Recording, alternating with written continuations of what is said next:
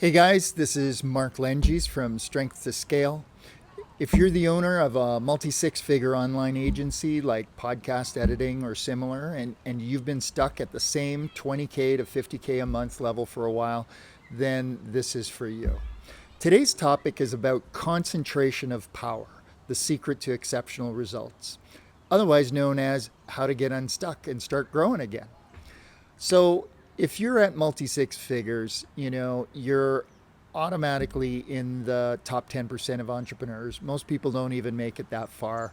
Only 4% make it to seven figures. So if you're at multi-6 figures, you're easily top 10%. So you did a great job, so congratulations on that. But if you've been stuck for a while, maybe a year or two or however long, the thing to understand is what got you here is keeping you here. All those things that you've done to get to this level, if you've noticed, they worked for a while in the beginning. And then all of a sudden, it's like things started to slow down. And now you don't understand. You go like, I don't understand. We're working harder. We're doing more stuff. We're trying to get more leads, more clients, doing more marketing. We're doing all sorts of different things. And yet, even though you're working harder and the team is burned out and you're feeling a bit frustrated and you're not really making a whole lot more money, to be honest with you, the reason for that is because what got you here is keeping you here. You got to change the way you do things, not just do it differently, but in this particular case, you'll see it's probably the opposite of what you've been doing up to now. And that's what it takes to get to the next level. So if you've got this quest to double your business or maybe get to seven figures, or maybe you're already at seven figures and you want to go beyond that, but you've been stuck for a while, this is why, okay? And it's a very simple principle, but it's hard to execute in practice, not because it's complicated, it's absolutely not, but because in your gut, you absolutely want to do things the way you've been doing it. And now I'm going to tell you, it's like, no, you got to do the opposite. So here's the thing. If you're pushing the boundaries, going, we need more leads, we need more clients, we need to try, Fiverr, we need to try Facebook ads, we need to try podcasts, we need to try this and that and that and this and all these different things. All of that is a quest for volume, which is basically more of the same, just more intensely. Just a moment, I'm going to take a drink here.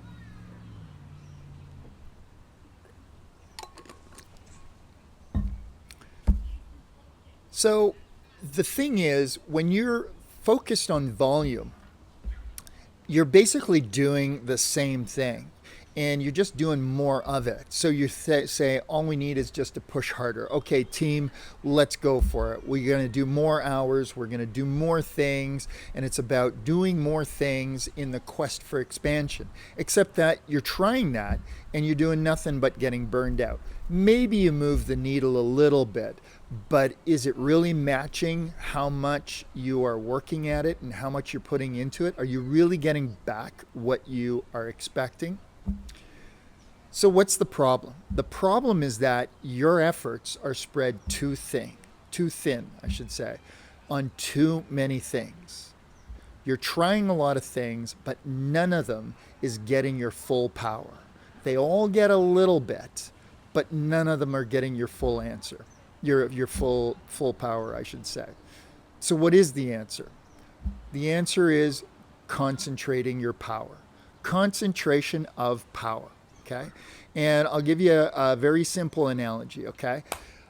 Basically, it's light bulb versus laser. And you've heard this analogy before, okay? But we're going to dive deeper into it. But the essence of it is, if you shone a light bulb on a piece of paper, would the paper ever catch fire? No. Why? Because the light is too diffused to really have any impact on the piece of paper. But if you focus it with a magnifying glass, or you use a laser and you concentrate that power onto a tiny little spot of the paper, you don't even need to shine it on the whole paper. It just catches fire and then eventually the whole paper burns. So that's the whole idea behind concentration of power. And when you started your business, you automatically were on concentration of power because you didn't have any clients and you didn't do that much stuff. It was, and so that's why you managed to get your first client and have an impact because you were only focused on that one. But as you started growing and reaching out to more clients and different clients, and each one was different and they all asked for different things, and you started expanding what you did for them and how you did it and who you served, and it just grew and grew and grew. And you go like, yeah, this is the secret to everything. We're just going to add and add and add. We're going to get more clients and more leads, and we're going to do more stuff for them, and we're going to do everything for everyone at a low price, basically the Walmart model. And it kind of worked for a while. It got you to where you are today, but now you're stuck. And the reason you're stuck is because that strategy just doesn't work anymore. Okay, so let's talk about concentration of power, because what you need to do is go back to the beginning and refocus your business. Pretend you're back at zero and start this all over again, except that now you've got the benefit of having a ton of clients with experience, so you could tell what works and what doesn't. You've got a whole bunch of activities, and we can use that as information. So for the sake of simplicity, let's just define power as time and energy that you and your team have put into things, okay? So you have a limited amount of power in the form of time and energy, you and your team. And let's assume for the sake of simplicity, my God, this is hard to say. Let's assume for the sake of simplicity that you've already maxed out on available time and energy. So we're just going to keep that constant right now, okay? If you want to 10x your concentration of power so that it's more like a laser and the power stays constant, the only thing you have left is how wide or narrow your focus is. And that's the key. And you've heard it 1,000 times. It's all about focus. You go, yeah, Mark, I already know this stuff. Okay, great. Let's dive a little deeper here. Because the word focus is confusing because most people get it wrong. Matter of fact, they get it backwards. First of all, most people think we just need to focus harder. But focus is not about intensity. It's not like you gotta, clench your fists and squish your head and go like, we need to focus harder. That shit doesn't work. Okay? Focus is not about intensity. Okay? Second of all, people say we need to focus more. Well, the thing is, you don't add focus. What you do is you remove distractions. That's the key. That's what focus means. Focus doesn't mean adding focus. Focus means removing distractions, okay? It's about what you remove, not what you add. And that's different than how you've been thinking up to now. You and your team have been thinking about, let's do more stuff. It's all about adding. And now you're stuck. And the reason you're stuck is because you added so much stuff that now you're sinking or you're being held back. So the key to the whole thing is, if you want to focus, which is what concentration of power is all about, you need to focus on what you remove, and you need to remove the distractions, okay? Now, therein lies the rub, because if you're into business building and changing the world, and you're an entrepreneur trying to expand, grow, removing stuff is the last thing you want to do. I know. Removing stuff is hard at first, okay? That's the reason that you're stuck, though. That's the reason you haven't been growing much lately, because you've been so focused on expansion and adding stuff and doing more with more intensity that in the end, the whole thing has just become a mess. You've been adding so much to your life and business for the past few years that your business is clogged with complexity and clogged with a lot of crap that's holding you back. And it's not just crap, it's good stuff too. Because when your life and business is filled with good, there's no room for great. There's no room for better. There's no room for best. That's the problem, is like it's easy to look at something and say, well, that stuff sucks. We should stop doing that. Okay, and then you stop doing it. But that's not enough. That's just the bottom of the barrel. Like if your whole thing is you cut out the bottom 10%, that's a good start. But you know what's even better? Is cutting out the bottom 30%, which includes a lot of really good stuff, either good clients or good activities or good whatever. But it makes room for the best stuff. So believe it or not, the secret to getting unstuck and growing again is to cut, cut, cut, not add, add, add. Not more leads, more marketing, more clients. It's less. You need to do less stuff. See, in your pursuit of volume, you've sacrificed quality. And when you sacrifice quality, you sacrifice profitability as well. Okay? It's all about quality. The problem is you have a lot of stuff in your business and a lot of clients, but it's become a lot of low grade crap. Okay?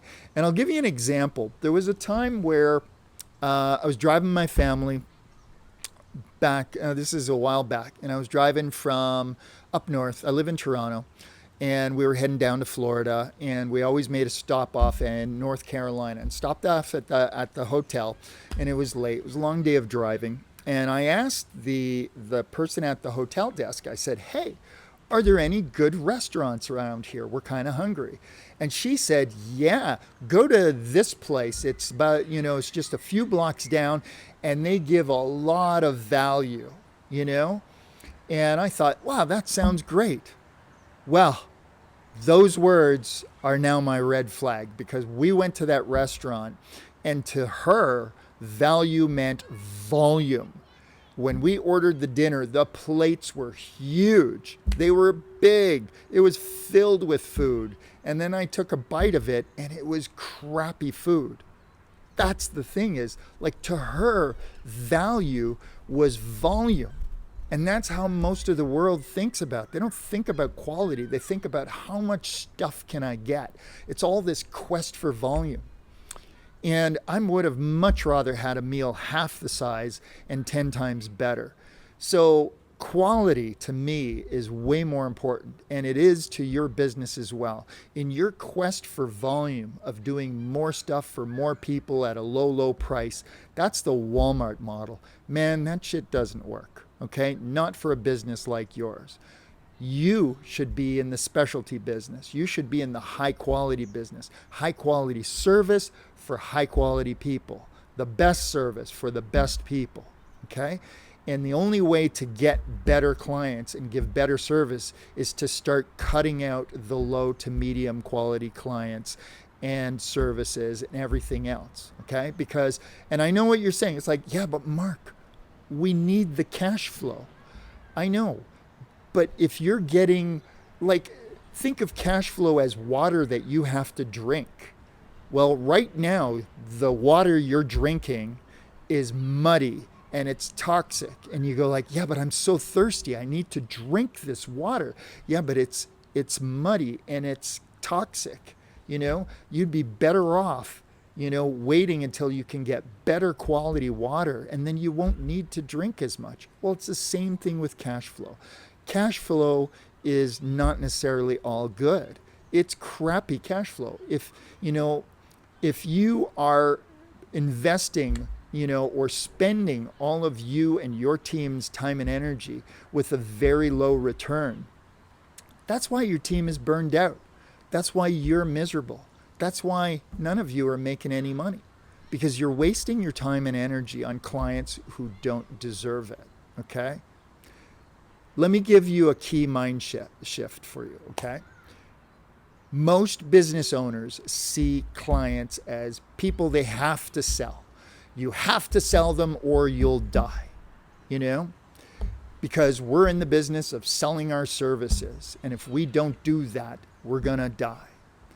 I want to turn that around for you. I want you to think like Warren Buffett.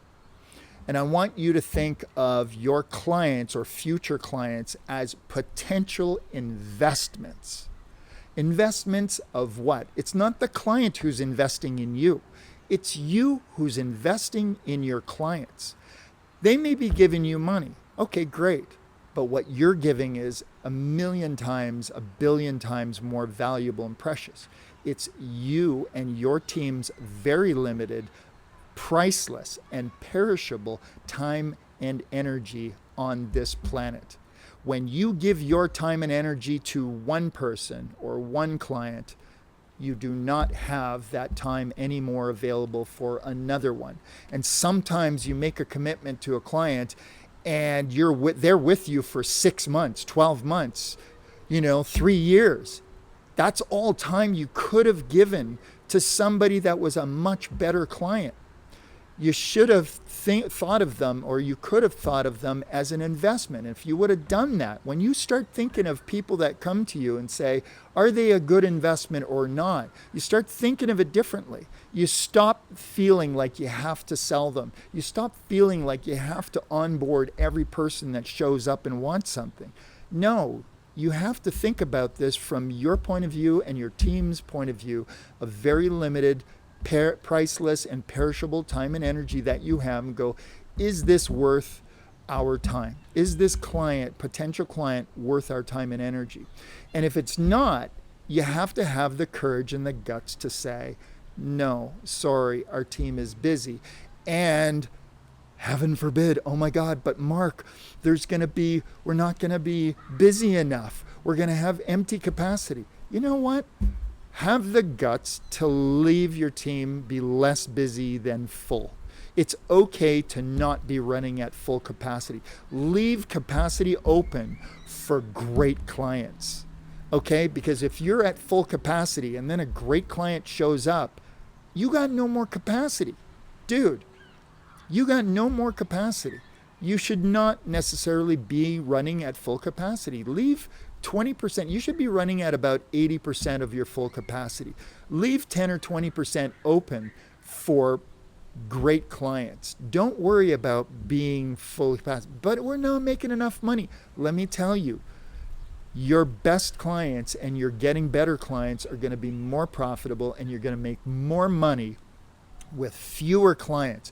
Your team is going to be happier. They're going to be less burned out. You're going to be less frustrated. You're going to be dealing with fewer, better clients, making more money. The whole thing works its way out. But it all starts with you having the courage to say, you know what, we're going to hold off and wait for a better client.